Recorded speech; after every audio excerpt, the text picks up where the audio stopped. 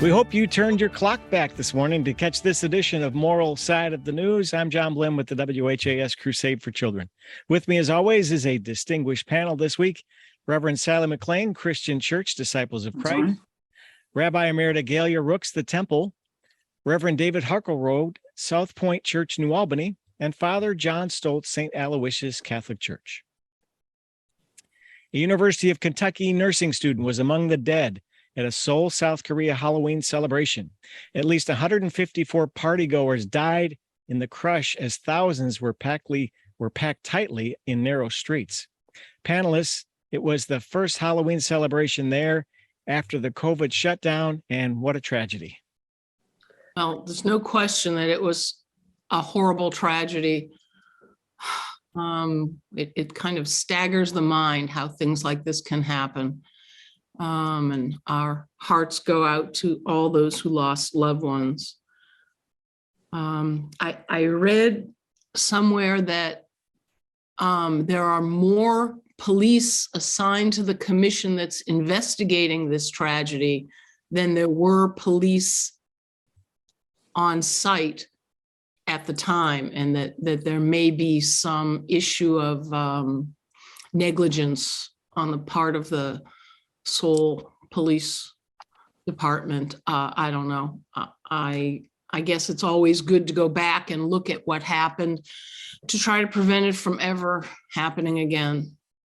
But that's probably little comfort to those who lost loved ones. I was going to say, I don't know about anybody else, but I don't like to be in a space where I'm that crowded together. And I'm sure there were young people, like, you know, if you go to a concert, or I remember going to a UK ball game once when they opened the doors and I thought, I'm going to be suffocated. So there's something about being in my own personal space and not being so shoved up against everybody else. And I would hope, but you know, we're talking 18 to 20 some year olds, but I hope that if I were in that space at that particular time, I would want out even before it got to that point, because I just don't like that feeling. And I'm not claustrophobic. I just don't like that feeling of being so enclosed and not being able to move. I'm thinking that Seoul is one of the most populated cities in the world, maybe not the greatest, but it's certainly with 10 or 11 million people in the city. And I would think that for the city residents, an everyday experience is an experience of crowds. So experience on the subways and all of that. Where in the United States, especially in the Louisville area, we don't have that kind of experience, although we could. Crowds do gather, but not as frequently, not as often. So then that makes me wonder, in the ordinary experiences of a citizen there, what would be, say, their mental threshold of saying that this is too crowded, this is uncomfortable for me? I would think that for me, from my experience, maybe like Sally's, maybe like yours, that the threshold I could see is that this is too many people to be around, this doesn't feel right. Where their experience could be, they're used to it. And then maybe they're not quite aware of the threshold in their common sense of what exactly is okay and what is dangerous. In the same way with planning or preparing, apparently they were in a place where crowds gathered frequently, a kind of a social area of the city, and that maybe the sort of the natural city living was not being aware of crowds when it became dangerous, because they're just so used to crowds and the numbers of people everywhere. At the same time, I'm hoping that as was stated here by Gaylia, I think, that it's a small comfort, and she's right there too, that maybe some kind of planning or thought in terms of crowd management, in the sense of space, or I should say not only crowd management, but also space management, in that for the sake of safety. John, those are all really good insights. And I think I just agree with the rest of the panel here. This is obviously a tragedy, would probably reflect a lot of the same thoughts sounds like that the government was negligent at some level, the local government. I'm also, John, you kind of started to touch on this. I've always been fascinated by city planning, crowd management. Al Mohler actually handled this issue really well on his recent issue of The Briefing. I listen to that regularly, and he covered this topic, I think, really thoroughly. Two of my own thoughts. One, while I would never for a moment blame the individuals involved, it is a reminder of our personal agency that we have to be aware. We have to be on guard. I think any of us could have been trapped in a very similar situation without paying attention. And so just a reminder for me, when I'm in places, crowds, I look like, where are the exits? And I think just encouraging our viewers, be aware, be as aware as you can about the situations you're in. I think it's easy for us to assume we are protected. And fortunately, praise the Lord, often we are, but sometimes that will come down to our own intentions and actions to help protect our lives and others' lives.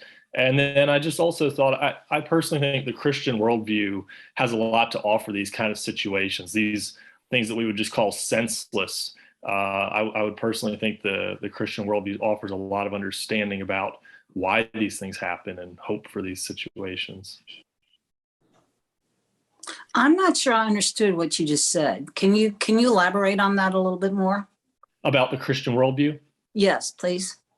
Yeah, absolutely. So there's these tragedies. We could even talk about the hurricane, things that are not intentional or they're not an act of violence from one person, things that seem to just happen in the world.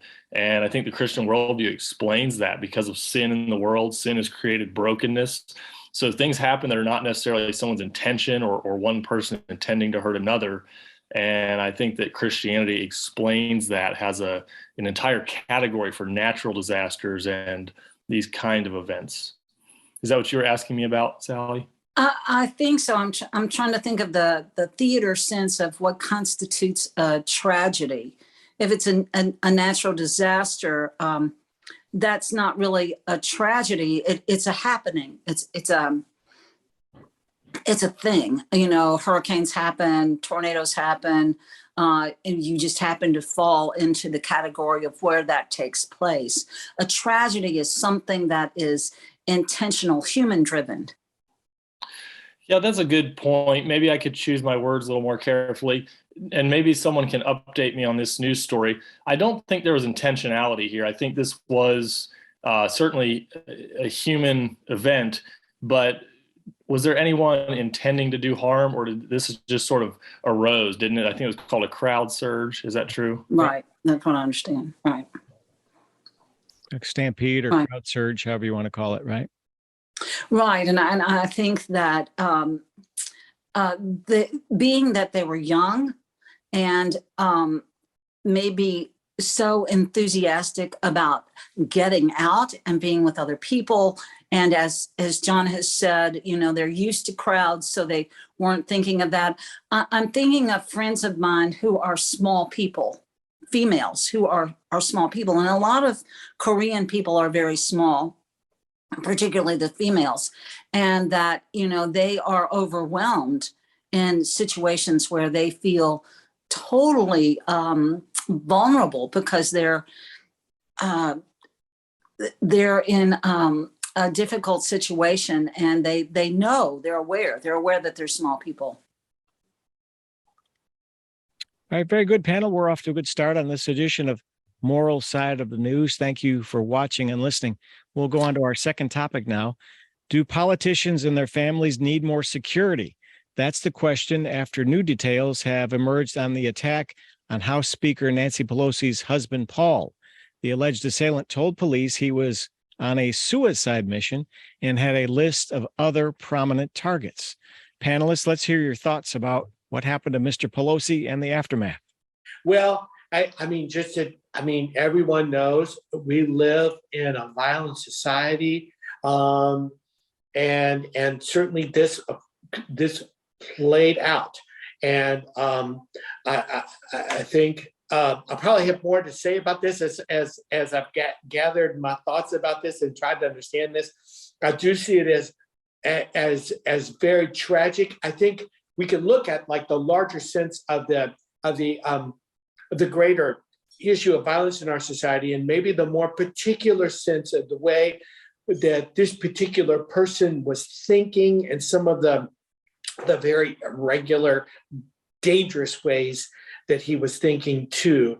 I also think about the sense of what I'm also thinking of is the sense of rhetoric, and how our political differences become places of violence too, when actually I think everyone's preference would be that we seek in our differences that they become dialogue. I think partisanship is a good thing. It's good intellectually. I think a partisanship is like a check and balance. But here, that's not what was happening. It was actually expressions of violence. My sense is that one thing that we need to do in society is actually talk more about that. Talk is good, that partisan talk is good, and that the differences of opinion are good, and that you're searching for what is truthful, and also searching to engage each other for the betterment of society. And that's going to be dialogue and debate and all of that. But we've come to this place where there's a lot of violence that occurs, and here it is against persons, and it just is very tragic. So please go ahead. Well, I don't agree with you that talk is always good. I think talk that incites violence, that foments hatred and discrimination is not good. Oh, yes. Gaylia, just to stop there, I'm in perfect agreement with you there. I was talking about talk as a talk over ideas, not right. over. No, not over I understand. I understand. Like but that's not. I mean, the violence in this country is appalling. But there are those in our society who are reveling in the violence and who are inciting violence and hate speech. And I mean, there are people in the far right who are literally encouraging these kinds of acts of violence. And in my opinion, it should not be tolerated at all. Hate speech, inciting violence, especially against the political leaders of our country and their families.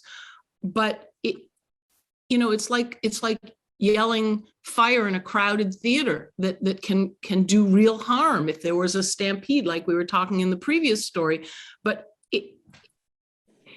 it's done so intentionally, and you can tell that by the things that people say, the perpetrators of this kind of violence, by the manifestos they leave behind, by the confessions they make if they're still alive.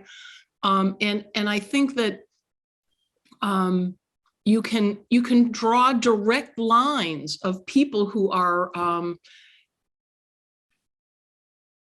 participating in or just listening to some of the more radical right-wing. I'm trying to find a polite word here. I think what I'm trying to say is that if we are a country that is ruled by law and order and believes in democracy and the power of the vote, and that we follow through, and that the power is peacefully transmitted from one administration to the next, then we need to stand up against this kind of incitement and hatred and violence.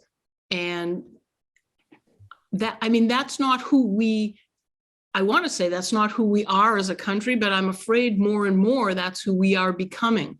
And I think that we have the opportunity at this point, this is a real turning point, of being able to say, that's not who we choose to be. And we will have very strict and severe penalties for inciting this kind of violence.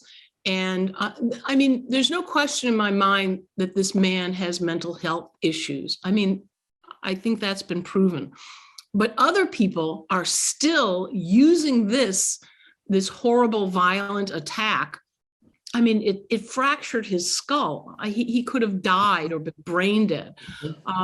There are still people saying it wasn't a break-in, it was a breakout, which the police report says absolutely isn't true. The glass was on the inside of the house. I mean, people are making up all, I'm not even going to give credit or pass along some of the ridiculous things that are being said as other agents seek to use this event for their own good rather than standing up against hatred and violence.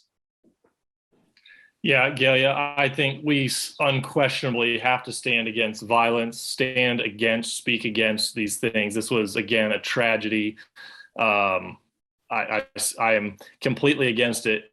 And I've been disappointed in the politicization on both sides of this. I have watched the right make jokes, make a mockery, and I've been very disappointed by that. But I will say I've also watched the left politicize it by trying to say this is extreme conservatism or the extreme right, when in reality, this is a national bipartisan problem. We can remember like the Steve Scalise shooting. I'll think back a couple summers ago to the BLM riots when we had liberals encouraging acts of violence against police officers, burning of businesses. And so I think this violence surrounding our political system is not one-sided. And I don't think it's new, unfortunately. But I do think it's something we have to speak out against. We need to say very clearly that it's wrong. John, I would agree. We need good political conversation. We need to have healthy discussions, but this needs to be discouraged. And again, I think on both sides of the aisle. This is not going to be very popular, what I'm going to say, but sometimes I feel like we're in a political football game and we're trying to see who wins and who loses. Of course, that's it. That's politics, who wins and who loses. But sometimes I think that we're both wrong. I think that we both say the wrong things. There is no excuse for any public servant to be hurt, to be bludgeoned. There is no excuse. Right. It doesn't matter. If it were the Speaker of the House who was a Republican, I hope that we would be as incensed as we are about the one who is a Democrat. I think that whether or not he was mentally ill, I think there are people out there, if given a chance, they would do the same thing who maybe aren't mentally ill. But because we get so involved in this game that we forget who we are as human beings. We forget who we are as creatures of God. We forget that one another is a creature of God, regardless of where our political stance is. And it's not a game. It's the future of our country. It's the soul of our nation. And I understand that, Gaylia, but I'm saying that I'm agreeing with you. I'm agreeing with you. A lot of people are thinking that, and we get into, I mean, it's almost like we're watching the gladiators in an arena and saying, who can we do in? And I think there's so much more to who we are as a country when we say that there's a lot of violence. When my children were deployed, and I hate to bring this up again, but, as far as violence goes, no, we're not in comparison. We don't compare to other nations in the world, particularly third nations in the world. So, that to me, we need to be so grateful for who we are and what we stand for, that we will not stand for this on either end of the spectrum, and start talking about a dialogue in that direction, John. I think that's the direction we need to go. I am so sorry that this happened to Pelosi, but I would have been so sorry if it happened to anybody else on the Republican end. And then maybe we can start to diffuse that kind of rhetoric. Yeah, I would hope that valuing good speech helps that. I realize it's not a cure. So anyway, but I look and I think of our partisan differences that we have in the nation, that the partisanship has also led to a kind of isolation where there's not dialogue that happens. Even I've heard of reports of people choosing where to move where to live so that they can live with like-minded people. And that kind of mentality says, I only talk to like-minded people. And if those like-minded people become more extreme in their language and their rhetoric, some people may think that's okay. And yet, when you dialogue and you have a healthy partisan sort of way of where you're going in of exchange of ideas, hopefully that sense helps. I would love for the whole nation to see and to value that. And that is an extension of valuing people and valuing differences and valuing and saying that people have a voice, they have dignity, and all of these ideas need to be brought to the table and done so peacefully. So that's the thing. And that kind of value, I would hope, suppresses the isolation and the sort of a blessing of violence and hate speech and also poor rhetoric and also bad ideas and all of the other kinds of things that happen. Our social media and others bring up a lot of ideas that are untested, that they're bad, and they it's misinformation that's brought up. A lot of it is fantasy, and all of that's exchanged and being thought of as true. And that's we need a better ear and I think a better responsibility to make good speech, in my opinion, and that exchanged in society. Okay, panel, we have about 5 minutes left in our program, Moral Side of the News. So I'm going to jump ahead to what we had planned to be our last topic because it ties into what we just talked about. A commissioner at the Federal Communications Commission has called on the U.S. government to ban social media platform TikTok over concerns about how the China-owned app handles the data of American users. So, panel, what do you think? Social media, should the government be involved, and then should they ban the app TikTok? I'll just say, I don't know that I have a grasp on the national security side of this. I think users need to always just be aware what you put online is forever out there for anyone to grab. My kids are learning this in school. My kids are in elementary school, and one of the things they're learning in technology is be careful what you put online. So when it goes to sort of the macro scale of our national security, I don't know. It is fascinating to me, in my understanding, this is another bipartisan issue. I think Trump a while back wanted to see us purchase or ban TikTok, and I think there's those in the Democratic Party now calling for that. So that would get my attention that it may be a severe enough national level issue to bring up. Well, I'm not sure that China selling TikTok to an American company has pure motives there. I'm a skeptic enough to believe that if China wants to get whatever information is available on social media, they're going to get it from any one of a number of platforms. I think that Russia can get our information, and we know that. I mean, we've seen that. So I don't have really strong feelings about this one. I think that social media amplifies and all the negatives that we were talking about before, about people not really having dialogue, but just being exposed to one extreme side or the other extreme side, and not really communicating and questioning and learning and listening, the things that you were talking about, John. I think that social media just exacerbates all of that. It's just like turns up the volume, but it's there. It's part of the way we live. So I think that we need to teach our communities not just be careful what you put out there because it'll always be there, but be careful what you put out there because words have power. Words, if you want to be religious about it, Words have the ultimate power. God created the world saying, let there be light, and there was light. And we know that words have the power to create and destroy.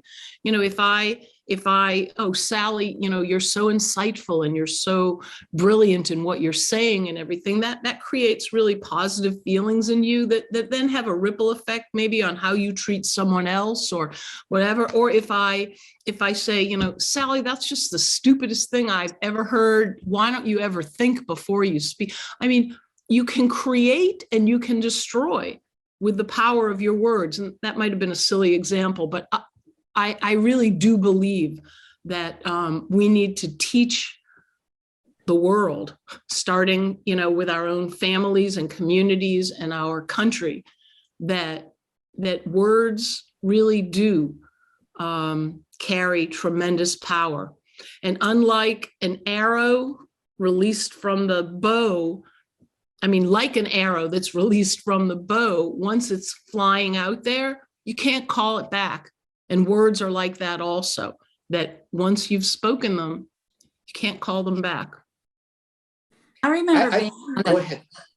I remember being on an elevator with a mother and a little girl, and I can't remember the exact instance, but I remember saying to the little girl, well, obviously she'd been swimming, and I said, did you enjoy swimming? And she just sort of shrugged her shoulders. And the mother said, oh, she's such a liar. And I thought, what is this going to do to that child? What is this going to do? And I think we don't pay attention, even when our children are small, to what it is that we're teaching them about themselves and about others. And it not is just teaching them, but creating in them. You tell a child they're stupid often enough, and they really believe it. And they become stupid. And I think that's what's going on in our culture today. We're doing that kind of back and forth instead of positive communication, as you talked about, Gaylia. I think social media like TikTok and the other platforms it still feels to me like a new technology and a new situation, including even the internet, as it's a few decades old now. And I think this new technology brings new ethical questions, such as what if a host country is against our own national interests or against us as a people? That's an ethical question we've got. Another sense is not only new ethical questions, but old ones that maybe we need to bring back. What I'm thinking of just very quickly is the wisdom of journalistic ethics. And that probably could be part of a national learning, that if you write on social media, look at the ethics brought about by journalists, checking up witnesses, checking sources, making sure that this is what you're saying is truthful, instead of just sort of saying it and thinking of an opinion. I think that needs to be appreciated more by a public. All right. Not just social media. You have the last word. Not just social media, television, print, everything. We are out of time, my panel. Thank you to Gaylia Rooks, David Harkleroad, John Stoltz, and Sally McClain. We appreciate your time today, panel, and thanks for watching and listening to another edition of Moral Side of the News. We'll be back again next week. Thank you, panel.